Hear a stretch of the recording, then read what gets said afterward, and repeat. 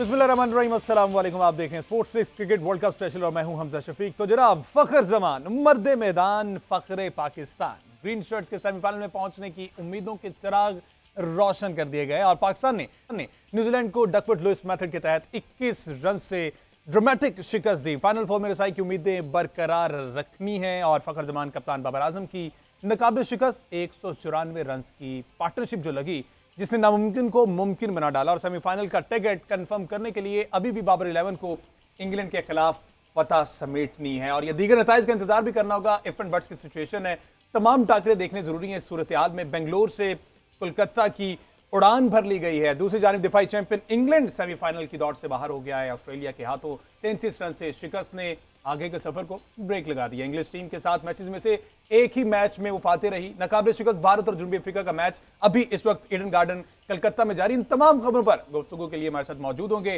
Former captain Salman Bhatt साहब और sports analyst Ahmad Saeed साहब ने ज्वाइन कर लिया है। तो सबसे पहले विनिंग मोमेंट से आते हैं जी। जिस तरह से पाकिस्तान ने कल न्यूजीलैंड के खिलाफ फतह समेटी, पहले वो दिखाते हैं, फिर अपनी डिस्कशन का आगाज करते हैं। जनाब, ये वो मोमेंट्स थे फखर जमान। अगर इस मैच को ये कहा जाए कि it was Fakhar versus New Zealand तो गलत नहीं होगा। अच्छा, इस पर तो बात करनी। अभी जो कि एक इंपॉर्टेंट मैच चल रहा था, टेबल टॉपर्स जो है साउथ अफ्रीका और इंडिया, वहां पर विराट कोहली ने अपनी ओडीआई में 49th 100 कंप्लीट कर लिया on his birthday. Virat Kohli का द किंग, उनका आज बर्थडे भी है। ओवरऑल अगर देखा जाए तो 79th इनका ओडीआई 100 ओवरऑल और 49th ओडीआई है। ये जो 100 है इनका विराट कोहली का। ये एक तारीखी लम्हा है। इस वक्त ईडन गार्डन्स कलकत्ता से हमारे जो क्रिकेट देखने वाले नाजरीन हैं वो देख रहे होंगे। विराट कोहली इस वक्त अपना बल्ला लहरा रहे हैं, यकीनन वो डिजर्व करते हैं। विराट कोहली ने आज एक रोज़ा क्रिकेट की तारीख में सचिन तेंदुलकर का रिकॉर्ड बराबर कर दिया है और अब वो सबसे ज़्यादा सेंचुरीज बनाने वाले खिलाड़ी बन गए हैं। ये उनकी 49वीं एक रोज़ा सेंचुरी है। यहाँ पर विराट कोहली की जितनी भी तारीफ की जाए वो कम है। विराट कोहली ने बहुत इंतज़ार किया अपने इस 100 के लिए। लास्ट मैच में भी वो 88 रन बनाकर आउट हो गए थे और आज अपनी 35वीं सालगिरह के मौके पर विराट कोहली ने ये हिस्टोरिक फेट अचीव कर लिया है कि वो इस वक्त हम पल्ला हो गए हैं अपने क्रिकेटिंग आइडल सचिन तेंदुलकर के। बस जी, बेहतरीन। और इस तरह की इनिंग्स जो है विराट कोहली अरसा दराज से खेलते चले आ रहे हैं। अच्छा जी, अब अपने मैच पर बात कर ली जाए। पाकिस्तान वर्सेस न्यूजीलैंड जो कल मैच हुआ, एक ड्रामेटिक सिचुएशन इख्तियार कर गया। 2 दफा बारिश हुई। बारिश जो है वो पाकिस्तान का साथ देने के लिए आई। कुदरत का निज़ाम डज वर्क और ये काम कर गया। ग्रेट सकलैन मुश्ताक साहब ने एक दफा कुदरत का निज़ाम वर्ड यूज किया था, उसके बाद से समझ आ गया कि कुदरत का निज़ाम है क्या। फॉर्मर कैप्टन सलमान भट्ट साहब टेलीफोन लाइन पर हमारे साथ मौजूद हैं। अस्सलाम वालेकुम भट्ट साहब। वालेकुम अस्सलाम हमजा, बहुत शुक्रिया। भट्ट साहब, अगर कहा जाए कि it was Fakhar versus New Zealand, क्या ये गलत होगा? क्योंकि एक बैड पैच एक आया फखर पर, उसके बाद इस तरह से ग्लोरियस कमबैक, किस तरह से रेट करेंगे फखर जमान की इनिंग्स? मैं तो ये कहूंगा कि ये फखर का शो था और इट वाज ऑल अबाउट फखर। जैसे ही पाकिस्तान की बैटिंग शुरू हुई, इब्तिदा से इंतहा तक फखर ही था सारी जगह पर और बहुत ही कमाल बैटिंग की, आउटस्टैंडिंग बैटिंग की। उसने सरप्राइज भी किया लोगों को और पाकिस्तान को सिंगल हैंडेडली उसने टूर्नामेंट में अलाइव रखा है। वरना ये इतनी बड़ी चेज थी और इस मैग्नीट्यूड की चेज थी कि अगर पाकिस्तान की विकेट गिर जाती तो पाकिस्तान डकवर्थ लुइस पे पीछे रह सकता था और इस वजह से बाबर का रोल भी बड़ा इंपॉर्टेंट था कि उन्होंने अपनी विकेट नहीं गंवाई। लोग कह रहे थे कि वो बड़ा शॉट क्यों नहीं मार रहे, लेकिन उसके पीछे रीजन ये था कि जब वो इतनी शानदार बैटिंग फखर कर रहे थे तो उसमें अक्लमंदी यही थी कि विकेट ना गवाई जाए और फखर को जितनी स्ट्राइक दे सकते हैं वो दी जाए। और फखर ने भी जो है कह लीजिए कि मेरा ख्याल है इनिंग्स ऑफ हिज लाइफ उसने कल खेली है कि अल्लाह करे अभी तो उसका बहुत करियर है, वो इससे भी अच्छा खेले। लेकिन अभी तक की जो उनकी क्रिकेट की लाइफ है, मेरा ख्याल है इतनी नीट क्लीन हिटिंग मैंने उनकी कभी पहले नहीं देखी। बिल्कुल इसी तरह है और जिस तरह से उनका बल्ला कल चला है फखर जमान का, कोई एक भी सिवाय एक आधे मिस हिट हुआ है, बाकी तमाम जो है मिडल हुए प्रॉपर और स्टैंड्स पर बॉल जाता और इस दौरान दिखाई काफी दिया। सारे रिकॉर्ड्स है जो फखर जमान ने जो है वो कल तोड़ डाले हैं। रिकॉर्ड जो हैं वो हाथ बांधे हुए दिखाई दे रहे थे फखर जमान के सामने। फखर जमान कल जो है वो पाकिस्तान के लिए 23 वर्ल्ड कप 100 उन्होंने स्कोर किया। पाकिस्तान के लिए वर्ल्ड कप के एक एडिशन में सबसे ज़्यादा छक्के लगाने का रिकॉर्ड उन्होंने अपने नाम कर लिया है। 2 मैच उन्होंने जो खेले हैं बांग्लादेश और कल न्यूजीलैंड के अगेंस्ट, इन 2 मैचों को मिलाकर ही उन्होंने सिर्फ 18 छक्के अब तक लगा लिए हैं। उसके अलावा फ़खर जमान ने इमरान नज़ीर का 2007 के वर्ल्ड कप का रिकॉर्ड तोड़ दिया है। फ़खर जमान ने शाहिद अफरीदी का 27 साल रिकॉर्ड भी बराबर कर दिया है जब उन्होंने वनडे क्रिकेट की एक इनिंग में 11 छक्के लगाकर ये कौमी रिकॉर्ड भी अपने नाम कर लिया। फ़खर जमान ने एक कैलेंडर ईयर में एक हरीफ के खिलाफ सेंचुरीज ज़्यादा स्कोर करने का रिकॉर्ड ही बना लिया है। ये उनकी न्यूजीलैंड के अगेंस्ट 2023 में चौथी सेंचुरी। बिल्कुल जी, फखर जमान ने जिस तरह से कल परफॉर्मेंस उनकी रही और सेंचुरी स्कोर की दिखाईगा, जरा फखर की बैटिंग फिर उस पर बात करते हैं। फॉर्मर कैप्टन सलमान भट्ट साहब से उस पर कमेंट भी लेते हैं, जिस तरह से उन्होंने बड़े शॉट्स और बड़े हिट्स, 11 छक्के और 11 छक्के दिखाइए जी जनाब। ये वो परफॉर्मेंस थी फखर जमान के, बड़े बड़े छक्के, 11 छक्के जनाब, सिर्फ और सिर्फ 81 बॉल्स पर 126 रन की अनफॉरगेटेबल जिस तरह से इनिंग्स खेलेगी फखर जमान की। और ये फखर जमान पर ड्यू था। लास्ट भी हमने देखा 85 और 87 रन की इनिंग्स के लिए अगेंस्ट बांग्लादेश, और अभी भी फखर जमान ने 126 रन की इनिंग्स खेली, जिसकी अशद जरूरत थी पाकिस्तान टीम को, और वो उन्होंने परफॉर्म किया। 155 के स्ट्राइक रेट से फखर जमान कल खेले। अच्छा भट्ट साहब, हमने तमाम हिट्स देखे फखर जमान के, प्रॉपर मिडल हुए, जो एक आधा मिस हिट हुआ वो भी हमने देखा। आप समझते हैं इससे कुछ ऐसा है कि जिस तरह का फखर का स्टांस है, जिस तरह से वो ग्रिप करते हैं हैंडल को, वो उनका तरीका ऐसा था जिसकी वजह से मिस हिट होने के बावजूद वो छक्का हो गया? देखिए, फखर बहुत जोर से हिट मारते हैं, और वो ये जो शॉट मारते हैं, ये क्रिकेटिंग टर्म्स में इसको क्रॉस बोला जाता है, और ये कोई आइडियल शॉट नहीं है। लेकिन नेचुरली फखर का ये शॉट जो है, उसका कह लीजिए कि बड़ा शॉट है ये, जिसपे वो बड़े रन करता है और बड़े छक्के लगाता है इस शॉट के ऊपर, जो अक्रॉस द लाइन है। तो फखर को कल जब हमने देखा बैटिंग में, तो जो सबसे खुशाइन चीज थी कि उनका हेड बड़ा स्टिल था। जब वो ये शॉट एग्जीक्यूट कर रहे थे, तो वो कहीं पर भी उन्होंने अपना बैलेंस लूज नहीं किया, और ये की होती है इस तरह के शॉट्स में। आपकी बेस जितनी फर्म होगी, जितना आप स्टिल होंगे, उतना अच्छा कनेक्शन होने का चांस है। और कल फखर जमान जो थे वो आउटस्टैंडिंग, उन्होंने जितने शॉट्स पे अपने कदमों का भी इस्तेमाल किया, उनका हेड बड़ा स्टिल था। और ऑफ स्पिनर को भी जो उन्होंने सीधे छक्के लगाए, जो उन्होंने सोडी को मिड विकेट पे छक्के लगाए, फिर फास्ट बॉलर्स को भी, ट्रेंट बोल्ट को भी उन्होंने इसी रीजन में छक्के मारे।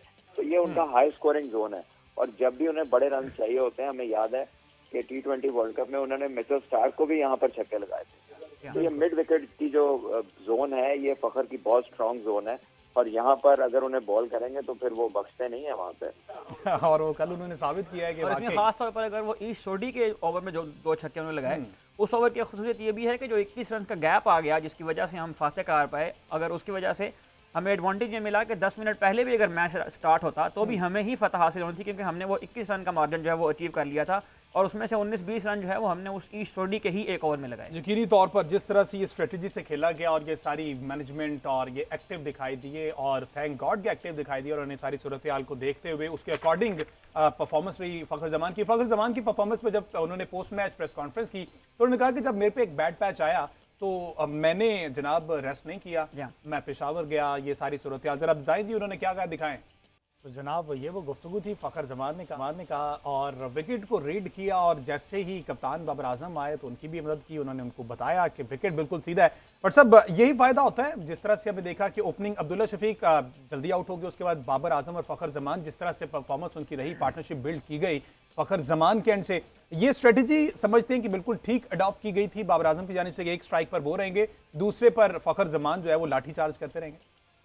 देखिए हमजा, पाकिस्तान के पास कल कोई चॉइस नहीं थी। जितने रन हमें करने थे वो इसी तरीके से होने थे। तो अच्छी बात यह थी कि फखर ने पहले 2-3 ओवर्स बड़े आराम से उसने सिर्फ विकेट को देखा है, उसके बाद उसने अपने शॉट्स खेलने शुरू किए, और ऐसा नहीं है कि उसमें रिस्क इन्वॉल्व नहीं था, बड़ा हाई रिस्क इनिंग थी उसकी। जाहिर है जब आपको हर ओवर में 8 से 9 रन बनाने हैं और आपने छक्के लगाने हैं, तो उसमें रिस्क तो इन्वॉल्व होगा, और वो उन्होंने बड़ी शानदार उसकी एग्जीक्यूशन की। और इस तरह के मैच में जब भी आपको 8 रन की एवरेज चाहिए और 400 रन आपने करने हो, तो फिर आपके पास कहीं भी रुकने का मार्जिन नहीं है। आप देखिए ना कि हमें ऐसा देख के लगा कि फखर ने खूब पिटाई की है, लेकिन अगर ये मैच पूरा होता तो अभी सिर्फ 200 रन हुए थे, और 201 और चाहिए थे। तो अभी इस काम को डबल करना था। तो आई गेस कि इस चेज में और कोई चॉइस नहीं थी खेलने की। और मेरा ख्याल है कि केन विलियमसन से भी गलती हुई कि जब वो बारिश के बाद वापस आए, और उन्हें सबको पता था कि दोबारा बारिश होनी है, तो उन्होंने वहां पर इस छोटी को 2 ओवर करा दिए। और ये जिस गैप का जिक्र किया है अभी सईद ने, ये गैप पड़ा ही इस छोटी के ओवर में जब फखर ने उनको 3 छक्के लगाए हैं, और 1 छक्का उन्हें बाबर ने लगाया। तो उनके 2 ओवर में 4 छक्के जो लगे हैं, यहाँ से मैच मुकम्मल पाकिस्तान के हाथ में आ गया। जबकि उनके फास्ट बॉलर के ओवर थे, और उन्हें चाहिए था कि वो उन्हें कराते, लेकिन अल्लाह का शुक्र है कि वो छोटी जो था उनको उन्होंने ओवर करवाया, क्योंकि बाउंड्री भी लेग साइड की छोटी थी, लेकिन फखर ने वैसे जो उसको छक्के मारे उसके रन 6 से ज्यादा मिलने चाहिए, वो बहुत बड़े छक्के अट्ठे मिलने चाहिए। अच्छा व्हाट्सएप, आपने केन विलियमसन के तज़किरा किया है, न्यूजीलैंड की मैच प्लानिंग के बारे में आपने बात की है, तो क्या ऐसा नहीं हुआ कि वो कल तीसरा सीमर भी जो है उसको मिस कर रहे थे बाबर कि काइल जेमिसन को उन्हें बुला के बिठाया हुआ था, तो कहीं ऐसा तो नहीं हुआ कि 2 सीमर्स की वजह से ही वो फंस गए, जिसकी वजह से उन्हें स्पिनर्स के ऊपर रिलाई करना पड़ा? देखिए 2 सीमर्स तो बहुत कम है, और स्पेशली न्यूजीलैंड के जो स्पिनर्स हैं सिवाय सेंटनर के वो बाकी स्पिनर्स तो नहीं है, वो तो बस वो लोग हैं जो थोड़ी बहुत बॉलिंग कर लेते हैं। और इतने अच्छे पिच पे और छोटी ग्राउंड में तो हमने देखा कि अच्छे खासे बॉलर्स की पिटाई हो जाती है, तो ये जो नॉन रेगुलर स्पिनर्स होते हैं इनका तो बचना बहुत ही मुश्किल होता है। तो आई थिंक कि काइल जेमिसन का ना खेलना भी नुकसानदेह था, और फिर जाहिर है जो है रन रोकने थे, इंजरीज की भी एक तवील फहरिस्त है, वो भी उनके अगेंस्ट गई, जाहिर है चॉइस भी नहीं थी उनके पास, ज्यादा इंजरीज की लिस्ट भी खासी लंबी है न्यूजीलैंड की। लेकिन आई थिंक पाकिस्तान भी बहुत शानदार खेला, और जो कुदरत का निजाम है, बारिश ने भी अपना पूरा पार्ट प्ले किया।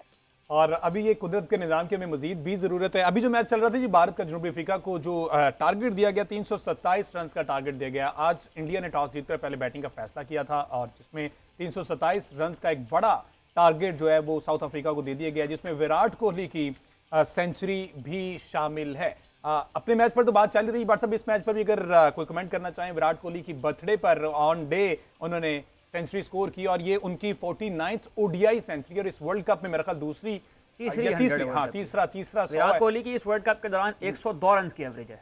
102 रन की एवरेज है। क्या कहेंगे बट साहब विराट कोहली के बारे में? देखिए he is a genius.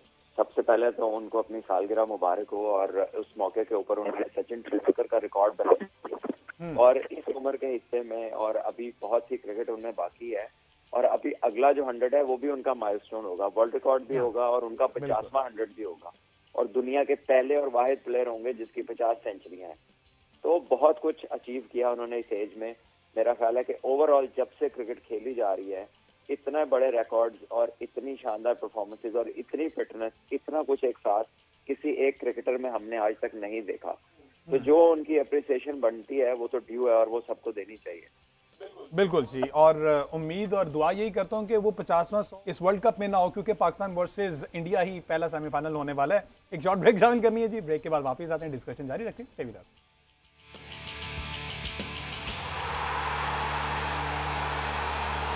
Welcome back जी। बात हो रही है क्रिकेट वर्ल्ड कप के हवाले से, पाकिस्तान वर्सेस न्यूजीलैंड। कल जिस तरह से ड्रामेटिक विन पाकिस्तान ने ओवर न्यूजीलैंड हासिल की, अब जो विन है वो हमें सेमीफाइनल्स तक ले जाने में काफी मदद देगी, और ये डू और डाई मैच था पाकिस्तान के लिए। अब अगला आने वाला मैच इंग्लैंड के खिलाफ है पाकिस्तान का, जिसमें नासिर हुसैन पहले से ही क्लेम कर चुके हैं कि इंग्लैंड जो है वो पाकिस्तान को हरा देगी। इस पर भी बात करनी है, लेकिन सूरत हाल देखनी है। इफ एंड बट्स की सिचुएशन अभी भी है, और अब ज्यादातर हिस्सा जो है जीत के साथ साथ इफ एंड बट्स की सिचुएशन पे हो रहा है। अहमद सईद साहब, वैसे कहां पर पाकिस्तान इस वक्त 5वें नंबर पर स्टैंड कर रहा है?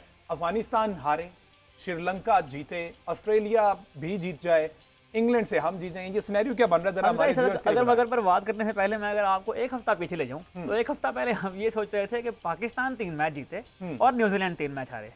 अब हम इस कैफियत में हैं कि पाकिस्तान 1 मैच जीते और न्यूजीलैंड 1 मैच हारे, तो वी आर थ्रू। तो हम थोड़ा सा जो है वो मजीद नजदीक हो चुके हैं उस सेमीफाइनल के। लेकिन इसमें फिक्रमंदी की बात यह है कि 400 रन खाने के बाद, इतनी बड़ी तारीखी कामयाबी हासिल करने के बाद भी हम अभी भी डिपेंड कर रहे हैं दूसरी टीम्स के ऊपर। 2 मैच खेलने हैं अफगानिस्तान की टीम को, जिनको खेलना है ऑस्ट्रेलिया के अगेंस्ट और साउथ अफ्रीका के अगेंस्ट। लेकिन इसमें सिग्निफिकेंट अहम बात यह है कि जो अफगानिस्तान की टीम है उसका रन रेट पाकिस्तान से चूंकि कम है, तो पाकिस्तान और अफगानिस्तान के पॉइंट्स बराबर होने की सूरत में भी एडवांटेज पाकिस्तान के पास रहेगा। लेकिन पाकिस्तान का डिसएडवांटेज जहां पर है वो ये है कि पाकिस्तान का रन रेट न्यूजीलैंड से कम है। तो न्यूजीलैंड की टीम को श्रीलंका से मैच हारना है, और पाकिस्तान की टीम 11 नवंबर को ईडन गार्डन्स में ही इंग्लैंड को हराना है, ताकि पाकिस्तान पॉइंट्स की बुनियाद पर ही सेमीफाइनल में थ्रू कर जाए। यहाँ पर एक और बात भी ध्यान में रखें कि बेंगलोर में जो 9 नवंबर को मैच खेला जाना है श्रीलंका और न्यूजीलैंड के दरमियान, उस मैच के बारे में भी ये पेशेन गोई की जा रही है कि वहां पर 4 घंटे की बारिश जो है वो बताई जा रही है। मतलब कि कुदरत का निजाम वहां पर भी चाहिए, और अगर कुदरत का निजाम यूं ही जारी रहा, तो ये जो मैच हो रहा है इंडिया और साउथ अफ्रीका का, इसको भी हमारे जो पाकिस्तानी शायकीन हैं उनको देखना होगा, क्योंकि इनमें से ही एक टीम हमारे साथ सेमीफाइनल खेलेगी। बिल्कुल, अगर और वो मैं कुदरत का ब्रेक पे निज़ाम जाने से जारी पहले रहा। बता भी चुका था कि पाकिस्तान वर्सेस इंडिया सेमीफाइनल होगा, तो जो कि 49th सेंचुरी हो चुकी है, 50th जी हाँ। सेंचुरी जो है वो इंशाल्लाह वर्ल्ड कप के बाद ही होगी विराट कोहली की। बट साहब, इस मैच पर अगर बात कर लीजिए इफ एंड बट्स की सिचुएशन, तो अहमद सईद साहब ने बता दी है। इस मैच में अगर हमने देखा जाए, यकीनी तौर पर आपने देखा होगा, हमने देखा पहले 5 ओवर में 61 रन और 1 विकेट हासिल की, अगले 11 ओवर में 46 रन और 1 विकेट। आप समझते हैं जिस तरह से मार्को येंसन को अच्छी खासी मार पड़ी है, तो जब एक आपके प्राइम बॉलर को, इसको लिंक करना चाह रहा हूं कल के मैच से, पाकिस्तान वर्सेस जो न्यूजीलैंड हुआ, आपके प्राइम बॉलर को जब मार पड़ रही है, तो वहां पर कप्तान का क्या रोल है? हमने कल बाबर की बॉडी लैंग्वेज पर बात की, जब बाबर देख रहा है कि मेरे प्राइम बॉलर्स को मार पड़ी है, शाहीन को हमने देखा कि 90 रन पड़े, उसके बाद हसन अली को 82 रन पड़े, हारिस राव को 85। इस सूरत हाल में कप्तान का पॉजिटिव रहना कितना इंपॉर्टेंट होता है, और वो किस तरह से पॉजिटिव अपने आप को रखे जबकि प्राइम बॉलर्स को मार पड़ रही है? देखिए, मार पड़ती है, ये क्रिकेट का हिस्सा है। और बेंगलोर एक कह लें कि हाई स्कोरिंग एक ऐसा वेन्यू है जहाँ पे रन बहुत ज्यादा बनते हैं। देखने की चीज ये है कि अच्छे शॉट लगे, बहुत सारे न्यूजीलैंड ने अच्छे शॉट मारे, अच्छे बॉलों को शॉट मारे जो उस पिच पे लगते हैं। हमने फिर फखर को भी देखा, उसने भी बहुत सारे अच्छे बॉलों को जो है बाउंड्री के पार फेंका। लेकिन जो हमने एक्स्ट्राज दिए, या जो हमने वो लाइन और लेंथ पे बॉलिंग की जहाँ पर फ्री हिट बन जाती है, जो आसान हो जाता है बैटिंग के लिए, वो चीजें अवॉइड करने की जरूरत है। आप देखें, उसी पिच के ऊपर वसीम जूनियर भी बॉलिंग कर रहे थे, लेकिन उनकी जो लेंथ थी वो डिफरेंट थी।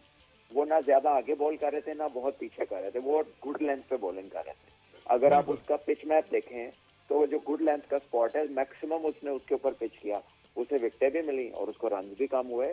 तो बॉलिंग एक्यूरेसी का फर्क है। होता ही है कि कई बार जब बॉलर्स को मार पड़ती है, अच्छा पिच आ जाता है, तो थोड़े पैनिक हो जाते हैं, उन्हें लगता है कि कुछ भी करेंगे तो हमें मार पड़ेगी।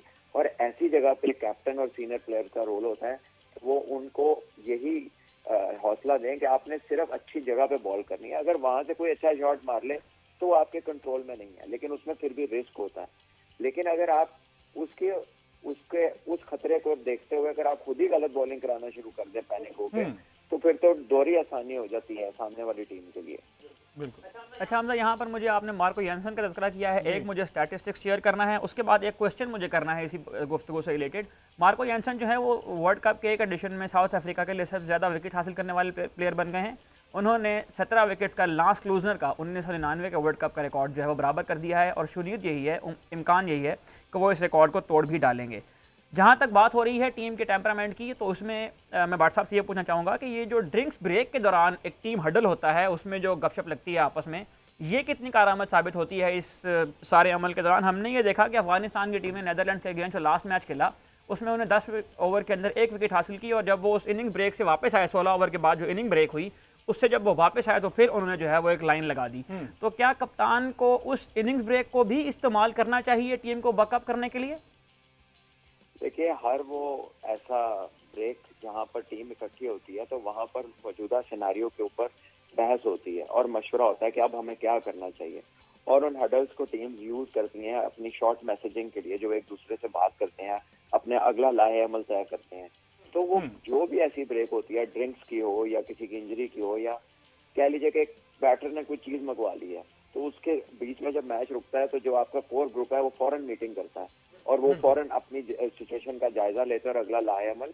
तो इसमें अगर आपका कोई प्लान एग्जीक्यूट हो जाए फौरन, तो फिर वो मीटिंग क्योंकि सबने देखी होती तो कहते हैं इन्होंने कोई ऐसी बात की है जिसका ये नतीजा निकला। होता उसमें हमेशा प्लान ही है, लेकिन जब वो कामयाब हो जाता है तो उसका जिक्र होता है, जब वो कामयाब नहीं होता तो वो फिर वो जिक्र नहीं होता उसका। बिल्कुल। अच्छा बट साहब, अब चूंकि जीत जो है वो बहुत सी खामियों पर पर्दा डाल देती है, स्टिल समझते हैं आप 4 सीमर्स के साथ जाना सही फैसला था, दुरुस्त फैसला था? कंडीशन भी हमने देख ली, पिच जिस तरह से बिहेव कर रहा था, कुछ उस तरह से हमें सीम मिल भी नहीं रही थी, तो समझते हैं सही फैसला था? और इसी में भाट साहब अगर एक क्वेश्चन आपकी इजाज़त से मैं पुट कर दूं कि अगर मोहम्मद वसीम इन पिचों के ऊपर आकर अच्छी बॉलिंग करवा रहे हैं, इंप्रूव बॉलिंग वो कर रहे हैं, तो हारिस रऊफ के नंबर्स यहाँ पर इंप्रूव क्यों नहीं हो रहे? देखिए, लाइन लेंथ का फर्क है और हारिस रऊफ जो है वो तेज बॉलिंग तो कर रहे हैं, लेकिन वो वेरिएशन बहुत ज्यादा है। कभी वो आगे बॉल करते हैं, कभी पीछे बॉल करते हैं। तो ऐसे में आप देख लेंगे ये अकेले नहीं है, मार्क वुड को भी बेइंतहा मार पड़ रही है, क्योंकि दोनों समझ रहे हैं कि शायद बैट्समैन को डरा के आउट कर लेंगे। लेकिन आपको अच्छी लाइन और लेंथ का नेमल बदल पेस नहीं होती। अच्छी लाइन लेंथ का कोई नॉर्मल बदल नहीं है। ये बेसिक्स है क्रिकेट की, जो चाहे दुनिया जितनी मर्जी मॉडर्न हो जाए, कुछ चीजें हैं जो नहीं बदलती। आप देखिए, अगर आप जो अच्छी टीमें बॉलिंग कर रही हैं, अगर आप उनके बॉलर्स को देखें, Australian fast bowlers, south Africa के फास्ट बॉलर्स, इंडिया के fast bowlers same up bowling कर रहे हैं। और जो टेस्ट मैच के फास्ट बॉलर्स हैं वो ज्यादा कामयाब हैं इस वर्ल्ड कप के अंदर। अगर आप हेजलवुड को देखें, आप मोहम्मद शामी को देखें, बुमराह को देखें, कमिंस को देखें, और इवन शाहीन ने भी विकेटें ली हैं, तो जो टेस्ट मैच वाले फास्ट बॉलर्स बॉलिंग कर रहे हैं हार्ड लेंथ पे, वो ज्यादा कामयाब हैं। ये वनडे क्रिकेट जो है ना, ये T20 से डिफरेंट क्रिकेट है। तो जैसे जैसे हारिस रऊफ खेलेंगे, उन्हें खुद ब खुद इस बात का अंदाजा हो जाएगा। पर सब चूंकि 400 रन पड़ गए, अगेन वही बात, जीत जो है वो पिछली गलतियां भुला देती है। अब टॉस पर अगर बात कर ली जाए तो विकेट रीड, अब आप क्या समझते हैं कि कप्तान बाबर आजम ने विकेट रीड बेहतर किया था और 4 सीमर्स का फैसला ठीक था, या फिर विलियमसन ने स्पिनर्स को खिलाने वाला फैसला ठीक किया था? क्योंकि मैच तो पूरा कंप्लीट नहीं हुआ, 200 रन अभी पाकिस्तान की जानिब से बने, लेकिन उधर 400 पूरा बन गया था। हम तो जरा दोबारा प्लीज रिपीट कीजिएगा। अच्छा, टॉस के वाले से मैं कह रहा हूं कि विकेट को रीड करना दोनों कप्तानों के लिए बड़ा मुश्किल था। कल सूरत हाल हम देखी तो बेहतर रीड, हाँ बहुत लोगों ने कल ऑब्जेक्ट किया। देखिए, टॉस जो था ना, वो वेदर के पेशेंट कोई टेक्निकल इशू आ गया है, बट साहब की लाइन जो है वो मेरे ख्याल ड्रॉप हो गई है। वैसे सब इस पर बड़ी डिबेट हुई, आपने देखा बहुत से टीवी शोज पर एक्सपर्ट्स ने इस पर अपनी राय भी दी कि जो फैसला था, इनिशियली कहते रहे कि ये फैसला गलत था, लेकिन लेटर ऑन हमने देखा कि उसी को ही वो टेकिंग द वर्ड्स बैक, उन्होंने कहा कि नहीं फैसला ठीक था, कंडीशन ऐसी थी, वेदर कंडीशन ऐसे, बट साहब यही कहना चाह रहे थे।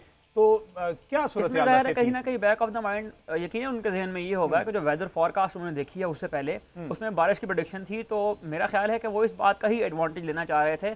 और खास तौर पर हम अगर ये देखें कि बारिश के बाद भी जो उन्होंने स्पिनर को लगाने का फैसला किया केन विलियमसन ने, बाज़ औक़ात ये होता है कि जब बारिश होती है तो स्पिनर को ग्रिप मिलना शुरू हो जाता है कभी कभार, लेकिन इस जोड़ी को ऐसा नहीं हुआ। तो हो सकता है कि इसी चक्कर में ही उनको स्कोर ही पड़ गए हों और विलियमसन ने भी शायद इसी को ध्यान में रखते हुए उनको बॉल करवाई हो। ठीक है जी, एक शॉर्ट ब्रेक शामिल करने, डिस्कशन हमारी जारी है, कल के मैच बात करेंगे। अभी साउथ अफ्रीका वर्सेस इंडिया जो मैच चल रहा है उस पर भी बात करेंगे। स्टे विद अस।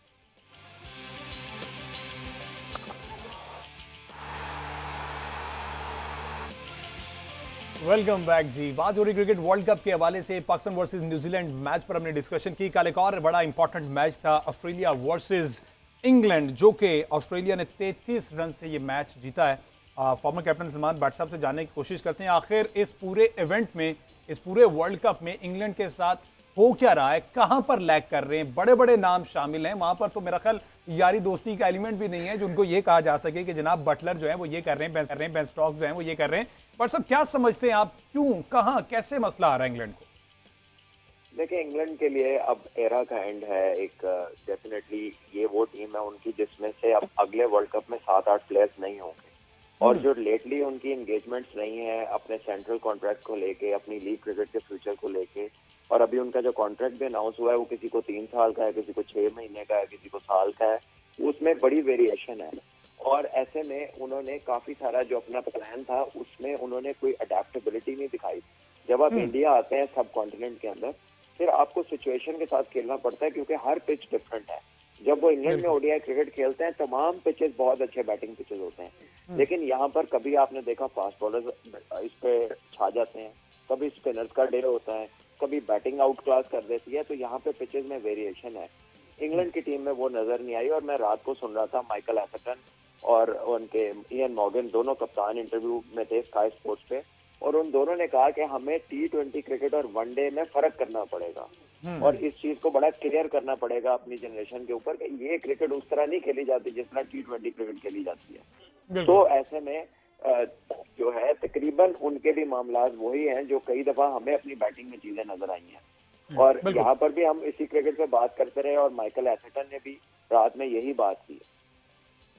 अच्छा बट साहब, अब जिस तरह से अगर देखा जाए तो टेस्ट प्लेइंग नेशन है इंग्लैंड, और ऑलमोस्ट यही टीम होती है जो टेस्ट भी खेलती है इनकी तरफ से। एशेज रिसेंटली जिस तरह से खत्म हुई और आउटस्टैंडिंग परफॉर्मेंस रही, लेकिन T20 फॉर्मेट बिल्कुल ठीक है, अलग है, लेकिन टेस्ट से ओडीआई अडॉप्ट करना कोई खासा मुश्किल नहीं, लेकिन कंडीशंस को रीड करने में कोई इशू आ रहा है जिसकी वजह से ये लैग कर रहे हैं, स्ट्रगल कर रहे हैं इंग्लैंड के बैटर बॉलर दोनों। जी हाँ, जहां पर भी बॉल स्विंग या सीम होएगा या स्पिन होएगा, ये दोनों कंडीशन में इंग्लैंड फंस जाती है। इंग्लैंड में ही इनको ये कहा जाता है कि ये फ्लैट ट्रैक बुलीज हैं। इसका मतलब है कि जो सीधी पिच होती है उस पर ये किसी को हिलने नहीं देते, लेकिन जब थोड़ा सा गेंद हिलता है फिर ये खुद नहीं हिलते। तो यहाँ पर ये जो आपको फंसे हुए नजर आ रहे हैं, अफगानिस्तान के अगेंस्ट भी ये स्पिनर्स को नहीं खेल सके थे क्योंकि स्पिन मिल रहा था पिच के ऊपर। तो इन्होंने जो बहुत सारे रन और बहुत सारी विक्ट्रीज ली हैं अपने बैस बॉल के ऊपर या अपनी जो कह लें एग्रेसिव अप्रोच के ऊपर, उसमें 90% बहुत बाय एंड लार्ज अगर देखें तो ये बहुत ज्यादा प्योर बैटिंग विकेटों पे खेले हैं। लेकिन जब अपने जोन से ये बाहर निकलते हैं तो एशेज में जाते हैं 5-0 हो जाते हैं, इंडिया आते हैं 3-0 हो जाता है, और वर्ल्ड कप में भी हमने देखा है कि जो है ये वहां पर भी नाकाम हो गए। बिल्कुल इसी तरह हमने यहाँ पर भट्ट साहब ने इंग्लैंड के प्लेयर्स की रिटायरमेंट की बात की है, तो यकीनन इसमें बहुत सारे नाम हैं जो इस वर्ल्ड कप में इंग्लैंड की जानिब से आखिरी वर्ल्ड कप खेल रहे होंगे। उसमें डेविड विली जो हैं उन्होंने ऑफिशियली अनाउंस भी कर दिया है कि मैं वर्ल्ड कप के बाद रिटायर होने वाला हूँ। उसमें डेविड मलान शामिल हैं, जो रूट हैं, बेन स्टोक्स हैं, जॉस बटलर हैं, मोइन अली हैं, आदिल रशीद हैं। ये सारे वो नाम हैं जो इस वक्त 33-34 ईयर्स ओल्ड हो चुके हैं और यकीनन इनका जो है ये आखिरी वर्ल्ड कप होगा। तो बिल्कुल भी वो यकीनन ये नहीं चाह रहे होंगे इस वर्ल्ड कप से पहले कि इस तरह से इस वर्ल्ड कप को ऐड करें। बिल्कुल इस तरह। अच्छा, दूसरे एंड पे हमने देखा कि जिस तरह से बॉलिंग कर रहे हैं मिचेल स्टार्क, 10 ओवर में 66 रन के दे के 2 खिलाड़ी आउट किए। मिचेल स्टार्क ने भी इस वर्ल्ड कप में बड़ा आउट क्लास मिचेल स्टार्क जो हैं वो इस वक्त वर्ल्ड कप की हिस्ट्री के तीसरे कामयाब 3 बॉलर बन गए हैं। उन्होंने 58 विकेट्स अब हासिल कर ली हैं। इनसे ऊपर अब सिर्फ 2 नाम रह गए हैं, मुथैया मुरलीधरन जिनकी विकेटों की तादाद 68 है और ग्लेन मैग्रा जिनकी विकेटों की तादाद 71 है। तो वो वर्ल्ड कप की हिस्ट्री के तीसरे कामयाब 3 बॉलर बन गए हैं विद बेस्ट बॉलिंग एवरेज। और बट साहब मिचेल स्टार्क की इस परफॉर्मेंस को कहाँ रेट करेंगे? अगर राइवलरी चलती है जिस तरह से ऑस्ट्रेलिया और इंग्लैंड की, तो वहां पर परफॉर्म करना जिस तरह से मिचेल स्टार्क ने ओवरऑल इस इवेंट में परफॉर्म किया है, किस तरह से रेट करेंगे आप?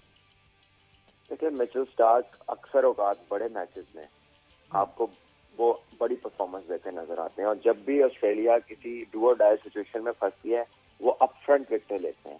ये उनके क्रिकेट में रही है। आप 2015 का फाइनल देख लीजिए, आप जितने की मैचेस में उनकी बॉलिंग देखेंगे उन्होंने वहां पे आके डैमेज किया ऑपोजिशन को। और ये भी जब अब ऑस्ट्रेलिया का जो अब जोन चल रही है, ऑस्ट्रेलिया के भी जीतने मैच अपने जरूरी हैं बाकी सारे। तो आपको मिचेल स्टार्क की फॉर्म जो है वो ऐसा प्लेयर है जो अपने आप को ओकेजन के साथ राइज करता है। उसकी गेम हमेशा ओकेजन के ऊपर राइज हो जाती है, और ग्रेट प्लेयर्स का ये ट्रेट होता है कि जब बड़ा मैच आता है तो वो बड़ी परफॉर्मेंस देते हैं। बिल्कुल जी, टाइम कम है मेरे पास एंड पे जरा इस मैच पर बटली कमेंट ले लूं। बट साहब 327 रन का टारगेट है ईडन गार्डन कलकत्ता के ग्राउंड में। Are they capable to chase it down, समझते हैं आप? देखिए, साउथ अफ्रीका की बैटिंग बड़ी एक्सप्लोसिव है, बट जितना स्पिन हो रहा है, जितना हमने शम्सी का स्पिन देखा, ठीक है जी, ये हो सकता है कि जीत जाए जी। टाइम बहुत कम था, इस वजह से आज के शो से